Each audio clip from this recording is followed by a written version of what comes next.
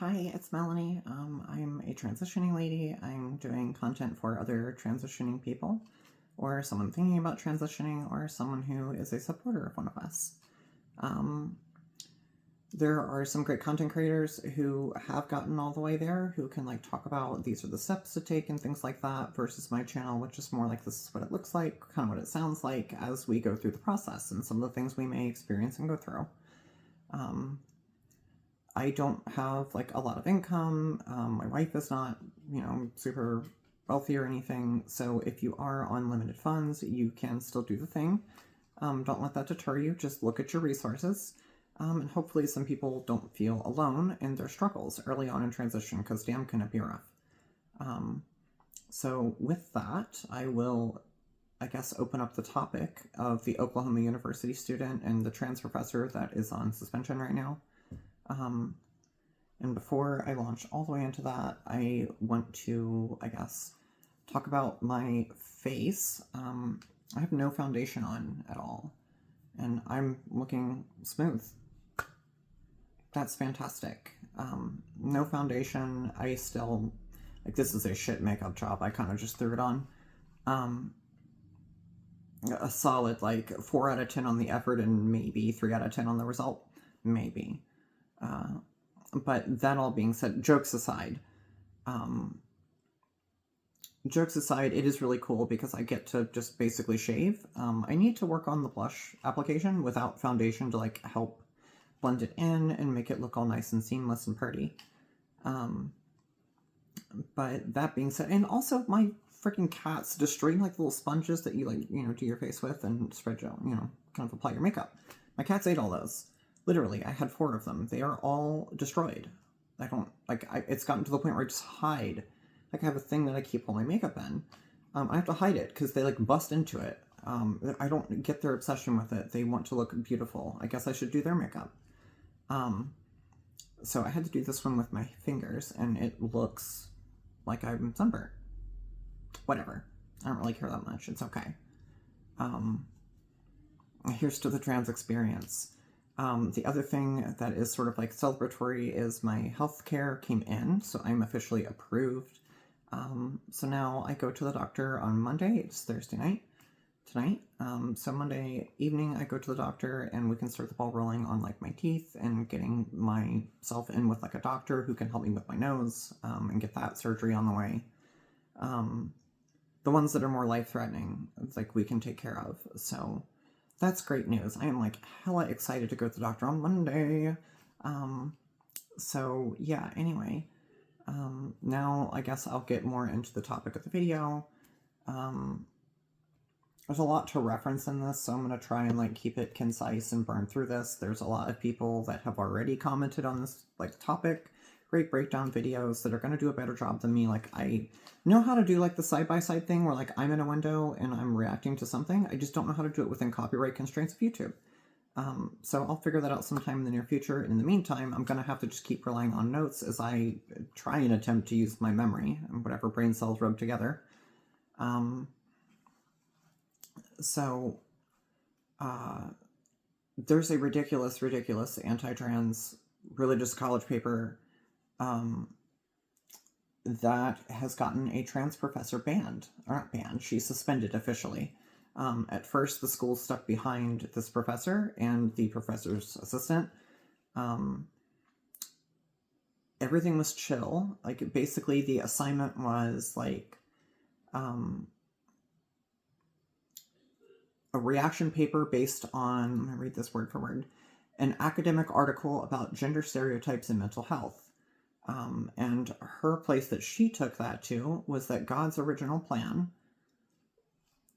was that believing in multiple genders was demonic. This was her words, not mine. Demonic. And obviously, the professor had something to say about that. And it would have been one thing if the student said that and based it on arguments. Like, this is my source that I'm citing. This is why I think that. And she loosely referenced chapters, not even chapters, books of the Bible, which is not the same thing as citing a source. If I say, like, like, in The Lord of the Rings, it says that, 9 rings for the, race of man. I'm not even referencing the page. I'm not referencing anything. I'm just saying it's in that book, and that's not how that goes. You're supposed to cite the exact source, the page, like the whole bit. Author included. There's a couple of different ways you can cite it, but these are all things you have to do. I think it's MLA or APA. I don't remember exactly. I think it's like, there's a couple of them anyway. Point being, she did not do that. She didn't even have facts to cite her arguments. And like, the thing with school is that they don't necessarily care so much what your answer is, it's how you got there. It's the process by which you got there. If I turn in a paper that is just demonstrably untrue, then that can be dealt with. But at least I'm basing it on something. We can go to those sites, we can go to those sources, and then scrutinize them. I don't know, that's how college works. I don't, like, what do you want me to say? That's the rules. This student paid to follow those rules and agreed to them. She just thinks that there should be an exception for her because she's a Christian. Her name is, Samantha Fulnecki. And the essay got a 0 out of 25. There was a specific note that personal ideology over empirical evidence. Definitely the offensive content with calling people like myself demonic. I don't even believe in them in the first place, ho. So it's just like, that's why she got a 0. She was told with feedback. By the way, I've read not only the assignment, I've read the teacher's assistant, the professor herself, her remarks. I read her entire essay. It was nonsense. It was nonsense. And not academic nonsense. If you're going to put nonsense into a college paper, at least make it academic nonsense, not freaking... Anyway, I'm going to be careful how I word this. So, yeah, originally the school backed this professor and her teacher's assistant, and then they are now under investigation, and the professor is suspended, not the student, because the student's mom just so happens to be one of the lawyers of the January 6 people. Now this all seems to make sense, and within 24 hours this mother is posting online about how trans people should not be educators, and trying to make that a move. The governor's involved, and the governor seems to be siding with the student. Bravo, bravo. And it's like, for me personally, again, I'm not going to go into a whole lot of what she said, because I don't want to give it airtime. But what I will say is that, like, my unfiltered reaction, what the fuck? What the fuck is that? How did the professor end up fired, or at least suspended, without pay, for doing her job? The student wasn't, like, kicked out or anything. The student was just told to redo her paper, and if she wanted a better grade, this is how you would do that. The student didn't want to do that. They wanted special rules outside of the curriculum, which are not mandated in any fucking religious textbook. Sorry. I hate to be Mr. Garrison here, but sorry, not sorry. The conservatives love to talk about how transgender people are under, like, some sort of religious iconography, or, like, it's a religion that we engage in. And clearly this is not true. But, man, I am kind of thinking that's a good idea. If this is what religious privilege gives us, holy shit, we are missing the boat on this one. I think we do need a... How about the invisible pink unicorn? Maybe even the Little Mermaid.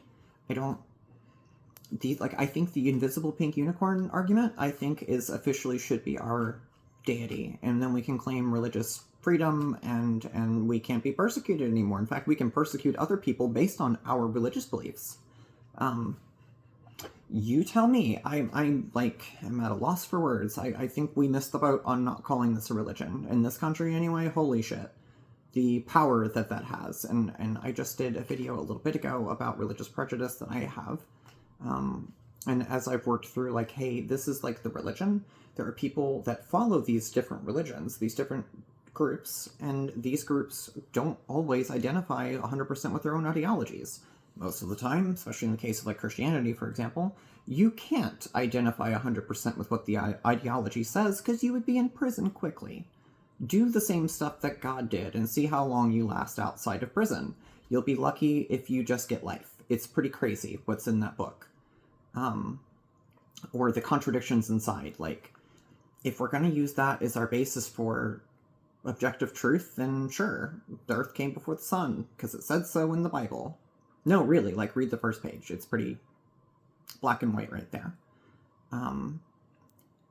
It's like, it reaches a point where I feel bad for these people. I really do. Who knows what this person is capable of outside of their own religious ideology that she has locked herself in. It's sad. She can't think for herself. Obviously, I don't think people are this shitty on their own. Some people are. But I think for the majority, I give people the benefit of the doubt. I think if they understood... and by the way, clearly this student missed biology class. Or at least the assignment that was about gender theory and gender spectrum. Maybe that assignment was due on Sunday. And we know where she was and what she was doing. Clearly misuses the two words. And I get that it can be difficult for someone... I wasn't raised with that definition. I didn't know what a man and a woman was. I thought they were male and female. Just like Charlie Kirk.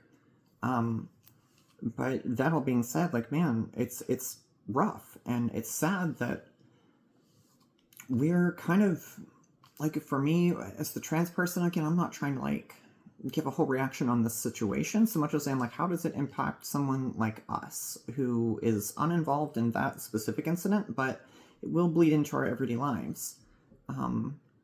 Those decisions like that set precedent for the rest of the, the country to abide by.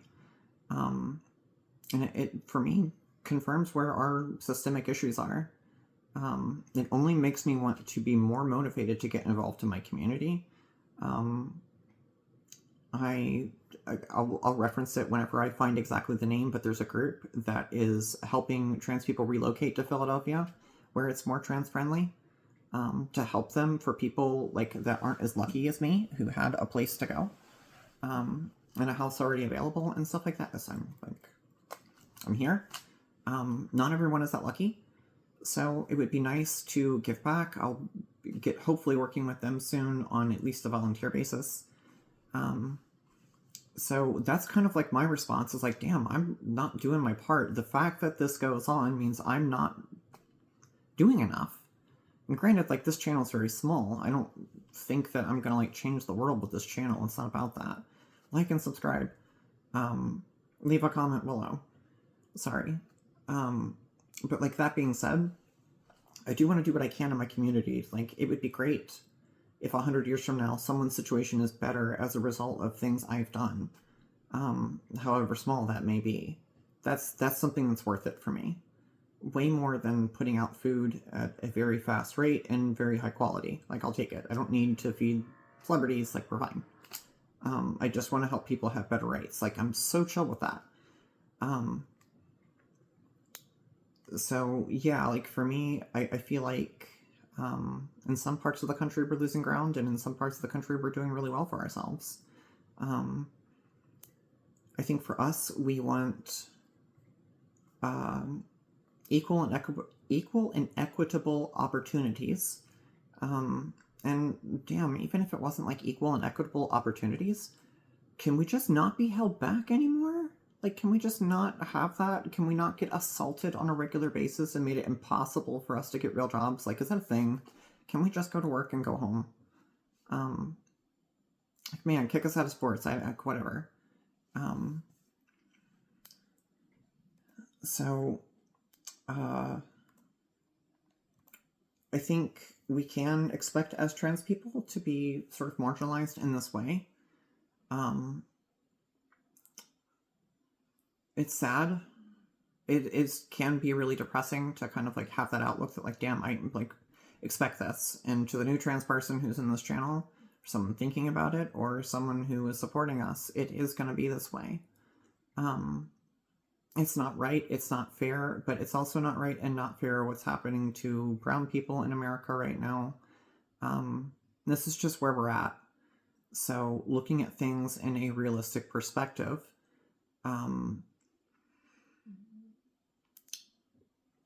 for me in that situation, I was just documenting everything when I was at work. People did try and have me fired. There's videos in here talking about how those people tried to get me fired, and documentation saved me. It saved me.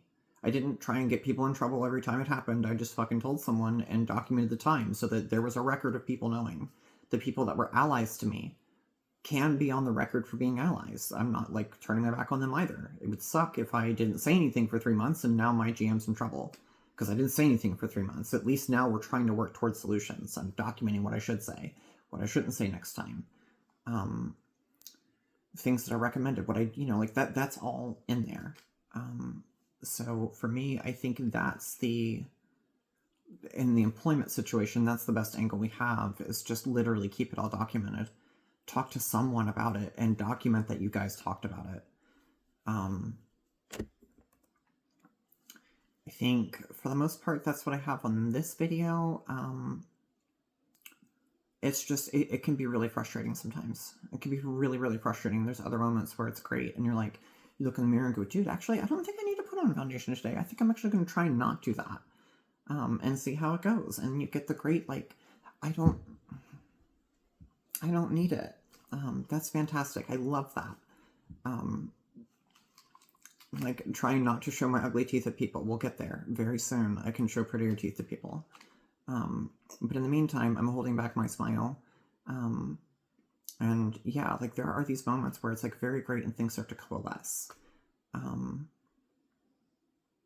Wonderful moments of self-discovery and just human interactions I get from people that I otherwise would not. But there's also the downsides too. And this happened to the trans person, it's happened to me in the workplace. And I guess when January 6th lawyers get involved, capital crimes get just pushed aside, treason and all that. Like, what are you gonna do? What are you gonna do? I guess we get a new job and we move states and cities. To that professor, come to Temple University. It's nice, lovely, and trans-friendly here.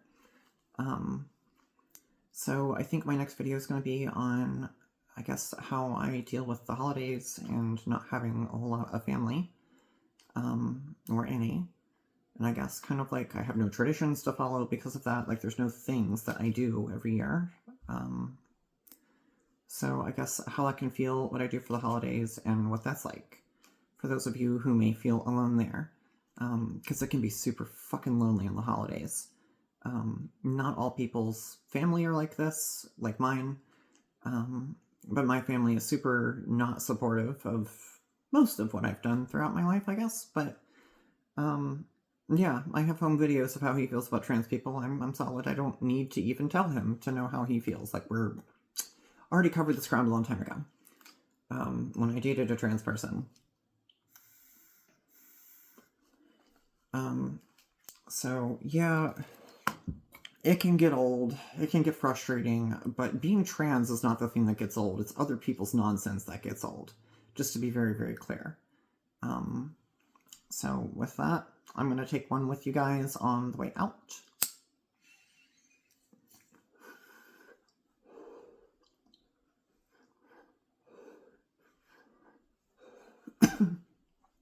Here's to us.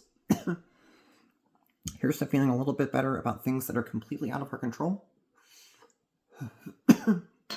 I'll see you guys next time. It's probably going to be another, like, sort of not happy video next time, but this time of year can be troubling for people that are trans without family to support them and what the rest of the country does. So anyway, with that, I will hop out of here. Love you all. Thanks for coming by. Feel free to like, subscribe, leave a comment. And if you hated the video, you can tell me in the comments. It's cool. If you even want to give me some anti-trans shit, I'm cool with that in the comments as well. As usual, I probably should put this in the beginning, but to anyone that is, I guess, wanting to voice their anti-trans opinions, I would be happy to hear them, especially in a Discord call. So you are always welcome to invite me to that or take up my offer on that I have invited you to. And yeah, I guess with that, I will go ahead and cut it off, and I will cuddle the kitty, who ate all of my makeup sponges. Mr. Kitty. Bye-bye.